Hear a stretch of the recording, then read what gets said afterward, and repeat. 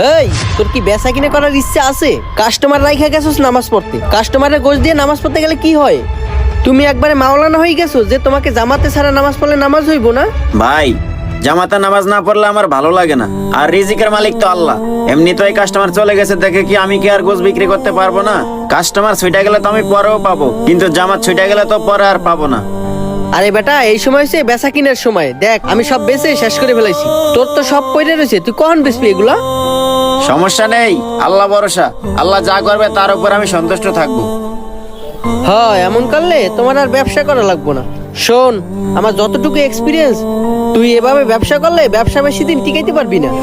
শোন, ফাঁকিবাজি বাদ দিয়ে ভালো করে ব্যবসা কর।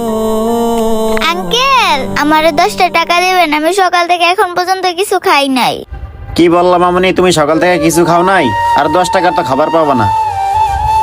এই নাও, এখানে 50 টাকা আছে, তুমি এই 50 টাকা দিয়ে কিছু খেয়ে নিও।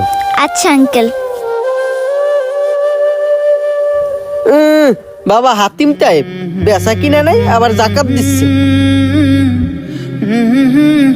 ভাই, মাংস কত করে কেজি? ভাই, গোস্ত তো 750 টাকা করে। ভাই, আমার আম্মু অসুস্থ তো, মাংস খাইতে চাইছিল। এখন আমার কাছে তো বেশি টাকা নেই, আমারে কি 250 গ্রাম মাংস দেওয়া যাইবো? কি বললেন ভাই, আপনার আম্মু অসুস্থ? সমস্যা নেই ভাই, আমি আপনাকে 250 গ্রাম গোস্ত দিতেছি। 250 গ্রাম মাংস বিক্রি করে পাগল শালা। এই লন ভাই 250 গ্রাম গোস্ত। ভাই, এলো না আপনার টাকা, এখানে 20 টাকা কম আছে। ভাই 20 টাকা কম আছে? আচ্ছা সমস্যা নেই, যান। আচ্ছা ঠিক আছে ভাই, দোয়া করি আল্লাহ আপনার ব্যবসায় বরকত দিক।